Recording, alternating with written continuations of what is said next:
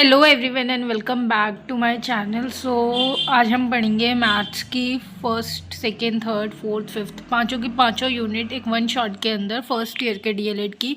And मैं try करूँगी मैं जल्दी से जल्दी ख़त्म कर सकूँ और आप लोगों को अच्छे से अच्छा समझ आ सके। तो सबसे पहले natures and importance of mathematics, ये हमारी यूनिट 1 है। इसके अंदर सबसे पहले आता है इंपॉर्टेंस एंड नेचर। वो दोनों सेम ही चीज़ आएगी, नेचर आए तो भी आप ये लिख सकते हैं, इंपॉर्टेंस आए तो भी आप ये लिख सकते हो। तो सबसे ज़्यादा क्या होता है मैथ्स के अंदर, हम number, shape, pattern, logical thinking ये सब कुछ पढ़ते हैं और ये हमें प्रॉब्लम सॉल्विंग में हेल्प करती है, डिसीजन लेने में हेल्प करती है मैथ्स हमें।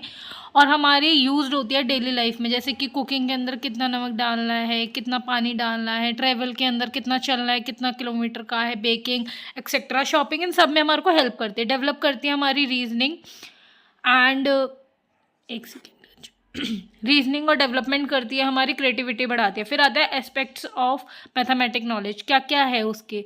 सबसे आते हैं कॉन्सेप्चुअल, कॉन्सेप्ट के हिसाब से हम क्या पढ़ते हैं कि क्या है और कहाँ है, ये सब हम मैथ्स में पढ़ते हैं। नॉलेज के ऐड करना है, ऐडिंग का मतलब क्या होता है, कंबाइन थिंग, दो चीज़ों को ऐड करना, वो एडिशन होता है हमारे, ये सब पढ़ते हैं। फिर आती है नॉलेज, नेक्स्ट आती है इसके अंदर पढ़ते हैं कि कैसे होगी, क्या स्टेप होंगे इसके, हाउ, कैसे। और उसके एग्जांपल आते हैं कि 25 + 17 जो है वो ऐड हो रहा है तो उसका रूल क्या है, ये प्लस का साइन है, इसका रूल क्या है, ये सब पढ़ते हैं। फिर आती है मैथमेटिक क्लास के बाहर।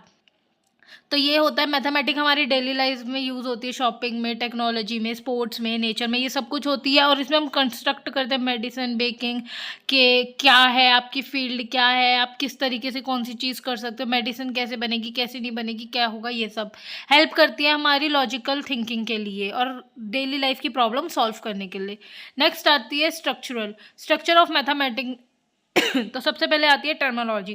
टर्मोलॉजी में होता है कि हम मैथ्स के वर्ड्स को लाइक सम, टर्म, एक टर्म, टर्मोलॉजी समझो, एक टर्म के बारे में पढ़ते हैं, जैसे सम, डिफरेंस, प्रोडक्ट, ये सारे क्या है, ये मैथ्स के वर्ड्स है।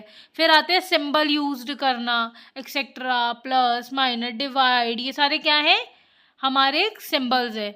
फिर आती है नेक्स्ट आती है स्टेप बाय स्टेप मेथड को सॉल्व करना, ऐड कैसे होता है, सब्ट्रैक्ट कैसे होता है, मल्टीप्लिकेशन कैसे होता है, डिवाइड कैसे होता है, ये सब हम इस चीज़ के अंदर सीखते हैं कि हम कैसे कैसे उस चीज़ को सॉल्व करें।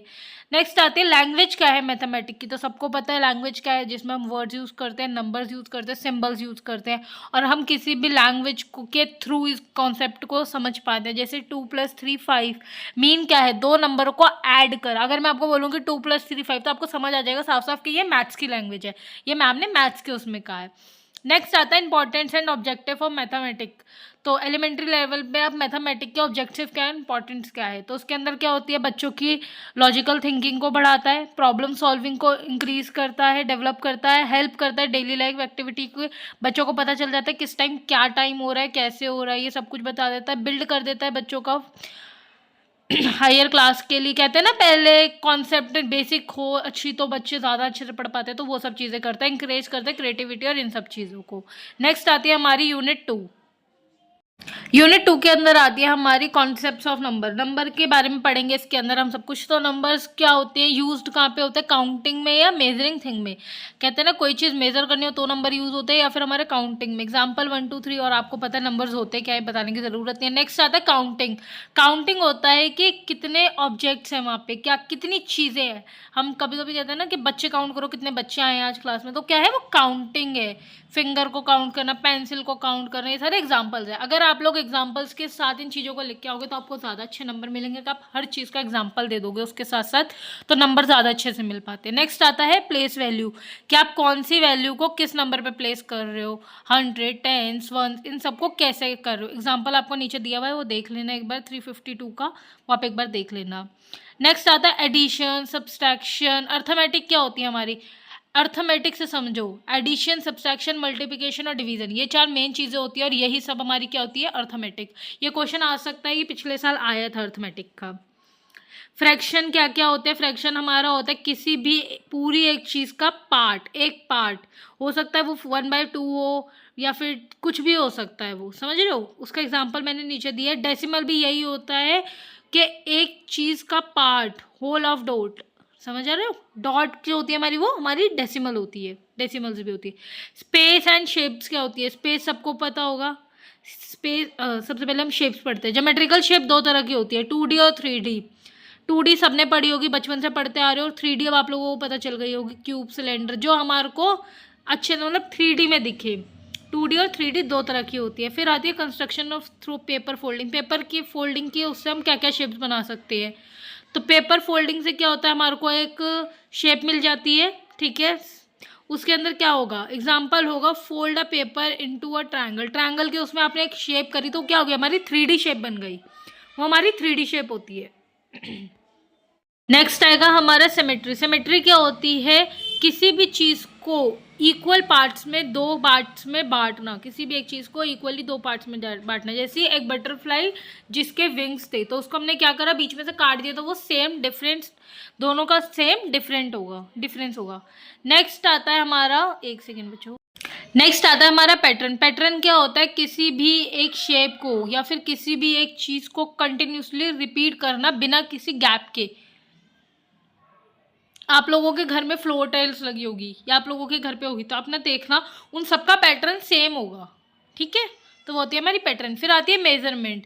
किसी भी कॉन्सेप्ट को यूनिट में मेजरमेंट करना। मेजरमेंट क्या करती है, आपको हेल्प करती है ऑब्जेक्ट को यूनिट्स को मेजर करने में। जैसे होता है measuring height using a ruler. Measuring height rule करते हैं ना, कभी मैथ्स के अंदर कंस्ट्रक्शन और करें तो हम उसमें स्केल का यूज़ करते हैं, तो वो सारी चीज़ें उसमें हो जाएगी। टाइप ऑफ मेजरमेंट क्या क्या होती है, length, area, volume, height, time, money, temperature, ये सारे क्या है, हम मेजरमेंट करते हैं इन टाइप से। तो ये सब भी देख लेना एक बार। आप लोगों को इनके एग्जाम्पल्स भी सामने सामने मिल जाएंगे। मैंने सब में एग्जाम्पल सिर्फ इसलिए डाले कि आप लोग वहाँ पे भी एग्जाम्पल लिख के आओगे, आप लोगों को मार्क्स अच्छे मिलेंगे, मैं फिर बोल रही हूँ। नेक्स्ट आता है हमारा यूनिट 3। यूनिट 3 के अंदर आता है कॉन्सेप्ट फॉर्मेशन इन मैथमेटिक। कॉन्सेप्ट को फॉर्मेशन कैसे करते हैं मैथमेटिक में। पहले आता है what is concept formation. Concept formation होता क्या, पहले ये समझो। अंडरस्टैंड करना किसी भी नंबर, शेप को, कैलकुलेशन, ये सब कुछ अंडरस्टैंड करना क्या होता है हमारा मैथमेटिक को अंडरस्टैंड करना किसी भी नंबर, शेप या कैलकुलेशन के हिसाब से, वो क्या होता है हमारा कॉन्सेप्ट मेजर।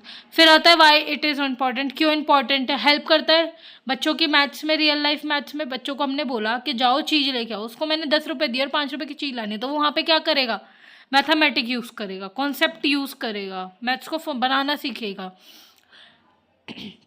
बच्चों को मज़ा भी आता है और वो इंटरेस्ट भी लेता है और उनकी प्रॉब्लम सॉल्विंग डेवलपमेंट भी होती है। फिर आता है वे टू टीच मैथमेटिक। क्या किस किस तरीके से आप मैथमेटिक पढ़ा सकते हो। सबसे पहले एक्टिविटी बेस्ड लर्निंग हो सकती है, आप बच्चों को एक्टिविटी के थ्रू पढ़ा सकते हो। क्या आपने कोई गेम दे दी, पजल दे दिया कि बच्चों ये करो और अब आप बताओ कि आपने क्या सीखा इसके अंदर, ठीक है। एग्जाम्पल नीचे दिया हुआ है। फिर आता है कंस्ट्रक्टिव। क्या आप उस बच्चे को कंस्ट्रक्ट करो, उस बच्चे को कह रहे हो कि खुद करो। जैसे कि उसको दे दिया मल्टीप्लाई और एडिंग सेम नंबर का, तो वो बच्चे क्या करेंगे, वो समझेंगे कि पहले मल्टीप्लाई कैसे करना है, फिर उन्हें जैसे कि पहले उन्हें मल्टीप्लाई क्या करना है, फिर उन्हें ऐड क्या करना है, तो वो क्या करेंगे, वो खुद से करेंगे। ओन खुद से करा जाता है ये। नेक्स्ट आता है मेथड ऑफ टीचिंग मैथमेटिक। तो इसके अंदर देखो मेथड जो होते हैं हमारे टीचिंग के वो बहुत सारे होते हैं, उसमें से आप लोगों को मैं बताने जा रही हूँ। सबसे पहले होता है इंडक्टिव। इंडक्टिव होता है, एक सेकेंड, हाँ, इंडक्टिव होता है पहले एग्जाम्पल होता है फिर रूल होता है, ठीक है। टीचर आपको एक एग्जाम्पल देगी कि 2 + 2 4 होते हैं, फिर टीचर आपसे पूछेगी कि 3 + 3 कितने होंगे, तो आप उस चीज़ को करोगे, तो ये क्या होता है इंडक्टिव। फिर होता है डिडक्टिव, जिसमें पहले रूल बताया जाता है फिर एग्जाम्पल दिया जाता है। जैसे मैंने बच्चों को बोला कि मल्टीप्लाई, मैंने उन्हें एक सॉल्व करके दिखाया, अब मैं उन्हें बोलूँगी बेटा इसी रूल से खुद सॉल्व करके दिखाओ इसी तरीके से, तो वो बच्चे करेंगे। फिर आता है प्रॉब्लम सॉल्विंग मेथड। मैंने प्रॉब्लम सॉल्विंग मेथड में बच्चे को कह दिया, जैसे मैंने ऊपर एग्जांपल दिया था कि मैंने उसे 50 रुपये दिए, उसमें से 30 रुपये उसने खर्च कर दिया, तो मैं उससे पूछूंगी बताओ कितने बचे। तो क्या है, उन्होंने अपनी प्रॉब्लम खुद सॉल्व करी कि कितने बचे, कैसे बचे, क्यों बचे, वो खुद बताएगा इस चीज़ का। फिर आता है एनालाइज मेथड। एनालाइज मेथड में क्या होता है, बच्चा अपनी प्रॉब्लम को स्मॉल पार्ट्स में बांटता है। नेक्स्ट आता है, उसमें क्या करता है, बच्चा कंबाइन कर लेता है पूरे का पूरा और उसके बाद एक आंसर निकालता है अपना। Project method. प्रोजेक्ट मेथड के अंदर क्या होता है, हमने एक बच्चे को प्रोजेक्ट दिया कि अपनी क्लास को मेजरमेंट करो, कितनी लेंथ है उसकी, क्या ब्रेथ है, तो बच्चा क्या करेगा, उसको एज अ प्रोजेक्ट लेगा और उसके बाद उस प्रोजेक्ट को करेगा। नेक्स्ट आती है अदर स्ट्रैटेजीज, वीडियोस के थ्रू, स्टोरीज के थ्रू, यूजिंग पिक्चर्स के थ्रू, हम ये सब के थ्रू उन बच्चों को पढ़ाते हैं। फिर आता है problem solving in mathematic. Problem solve कैसे की जाती है इन मैथमेटिक में, तो क्या होता है, कॉमन डिफिकल्टीज आती है चिल्ड्रन को, सबको एक ये आ सकता है कि बच्चों को मैथमेटिक्स के अंदर क्या दिक्कत आती है, ये क्वेश्चन इंपॉर्टेंट है तो इस पे टिक विक लगा लो, ये बहुत इंपॉर्टेंट है। तो उसके अंदर क्या होता है, बच्चे की critical thinking, children thinking issue आते हैं बच्चे को। बहुत बार मैथ्स बहुत हार्ड लगती है क्योंकि वो सोच नहीं पाते, उन्हें यही लगता है कितने बचेंगे, इसलिए मिसकॉन्सेप्शन हो जाता है कि बहुत बार बच्चों को पता ही नहीं होता कि वो जहाँ पे वो चीज़ यूज़ कर रहे हैं वो बड़ा है या छोटा है। जैसे कि 12 को कभी उन्हें बड़ा बड़ा लगता है, कभी उन्हें 21 बड़ा लगता है, तो ये हो जाता है, फेयर हो जाता है बच्चों को मैथ्स में। केयरलेस मिस्टेक्स होती है कि बच्चे मतलब ध्यान ही नहीं दे रहे और फिर जब टीचर दे दिया तो वो तब कह रहे मैम समझ नहीं आ रहा, तो ये भी हो सकता है बहुत बार। और बहुत बार बच्चों के कॉमन एरर्स होते हैं। फिर आता है कि फाइंड करना है एंड फाइंड करनी है अपनी मिस्टेक्स को, एरर्स को, एरर एनालाइज। एरर को क्या होता है, जब बच्चा अपनी मिस्टेक खुद देखे या फिर उसकी टीचर देखे तो वो क्या करते हैं, एरर बताते हैं कि बच्चों का एरर क्या है। फिर आता है कि उसको रेमेडीज क्या है उसको ठीक करने की, तो क्या करेंगे हम, प्रैक्टिस मोर, बच्चों को प्रैक्टिस ज़्यादा करवाएंगे, उनसे पिक्चर्स और ऑब्जेक्ट के थ्रू समझाएंगे अगर उन्हें ऐसे समझ नहीं आ रही, उन्हें एग्जाम्पल्स के थ्रू समझाएंगे, इंकरेज करेंगे जिससे उनका कॉन्फिडेंस बढ़े, पर्सनल अटेंशन देंगे एक एक बच्चे को, कि ट्राई करेंगे कि हम एक एक बच्चे को पर्सनल अटेंशन दे सके। फिर आता है यूनिट 4, इसके बाद हम पढ़ेंगे यूनिट 4। TLM सबको पता होगा क्या होता है, टीचर लर्निंग मटेरियल। तो टीचर लर्निंग मटेरियल में ये होता है कि बच्चों को पढ़ाते टाइम टीचर्स जो मटेरियल्स यूज़ करते हैं उसे TLM बोलते हैं, जैसे कि चार्ट, मॉडल, गेम्स, ठीक है, ऑब्जेक्ट्स, ये सारे क्या हमारे TLMs है। तो TLM इंपॉर्टेंट ये होता है, एक तो फ़नी वे में बनाता है इसको, फ़न वे में और इजी बनाता है, बच्चों को अच्छे से समझ आता है, और एग्जांपल्स यूज़ करने से बच्चों के जैसे काउंटिंग, शेप्स, इन सब के अंदर क्या होता है, अगर हम चार्ट या शेप्स के थ्रू पढ़ाएंगे बच्चों को तो बच्चों को क्या होगा, ज़्यादा समझ आ जाएगा। फिर होता है एक्टिविटीज़, डेवलप क्रिएटिविटी। एक्टिविटीज़ जो होती है उन्हें बच्चों को डेवलप करती है क्रिएटिविटी, वो क्या है, ड्राइंग एंड कलर और ड्राइंग करा ली। छोटे बच्चे हैं, अभी हम नर्सरी के बच्चों के लिए कर रहे हैं ये सब, 1st to 8th, तो छोटे बच्चे उसमें 5th तक के, तो उनको क्या है कि ये सब चीज़ें, कलर, ड्राइंग कर रहे हैं, सब अच्छा लगता है, तो इन सबसे ये करा दिया, पैटर्न बनवा लिए, प्रॉब्लम सॉल्व करा ली, पजल्स गेम खिला ली, नंबर गेम खिला ली, लेटर्स खिला लिए, उन सबसे क्या, ये बच्चे मजाक मजाक में, मजे मजे में खुद सॉल्व करेंगे और उन्हें कुछ समझ भी आएगा, उन्हें पैटर्न समझ आ जाएगा और कुछ ना है तो सॉरी। फिर आती है मैथ्स फन। मैथ्स फन में क्या होता है, हम मैथ्स को किस किस तरीके से, गेम्स के थ्रू खिला सकते हैं, पजल्स के थ्रू खिला सकते हैं, मैंने ऊपर बता दिया आप लोगों को, ये सारे पढ़ लेना, लूडो, ठीक है, ये सारे लीडर, ये सब क्या होता है, इसमें लॉजिकल थिंकिंग मिलती है, प्रॉब्लम सॉल्विंग होती है, ये सब होती है। फिर आती है मेंटल मैथ। आजकल देख रहे होगे ऑलमोस्ट हर जगह पे मेंटल मैथ आ चुकी है। तो मेंटल मैथ है क्या, जिसमें मैथ्स को विदाउट यूजिंग पेपर और कैलकुलेटर, जो हम दिमाग में, मेंटल मतलब दिमाग, दिमाग से जो चीज़ हम कर ले सॉल्व, उसे मैथमेटिक मेंटल मैथ्स बोलते हैं। एग्जाम्पल्स क्या होगा, क्विक एडिंग 23 और 17, इस दोनों को क्विक ऐड करना 23 और 17 को, ठीक है। मेमोरीज इंप्रूव करती है कैलकुलेटर से भी ज़्यादा स्पीड्स में, मतलब कि आपको पेपर नहीं उठाना पड़ेगा, बात बात पे आप यही करके और फटाफट कर दोगे। फिर आती है word problem in mathematic. Word problem क्या होगी, मैथ्स के अंदर आप वर्ड प्रॉब्लम्स कैसे सॉल्व कर सकते हो, मैथ्स क्वेश्चंस को करना स्टोरी के थ्रू, ठीक है। जैसे कि हमने बोला Ravi has 5 apple, he buy 3 more, बताओ कितने हो गए टोटल, उसके पास 5 थे, उसने 3 और खरीदे, तो बताओ टोटल कितने हो गए। तो क्या होंगे, जिन स्टूडेंट को आता होगा फटाफट फटाफट करेंगे और हाथ ऊपर करते चले जाएंगे, ये सब हो जाएगा। फिर आता है role of teaching in maths fun. Maths fun में मेकिंग, टीचर का क्या रोल है, अगर उन्हें मैथ्स पढ़ा रहे हो, आप बहुत टाइम से मैथ्स पढ़ा रहे हो, बच्चे बोर हो गए, तो आप उसके लिए क्या करोगे, उनको कुछ स्टोरीज सुनाओगे जो आपकी थोड़ी मैथ से रिलेटेड हो, गेम्स खिलाओगे, उन बच्चों को इंकरेज करोगे कि एक्सप्लोर करो और क्वेश्चन पूछोगे, अवॉइड करोगे कि वो बच्चे उस चीज़ को फन वे में लें, ना कि स्ट्रेस लेके लें, ठीक है।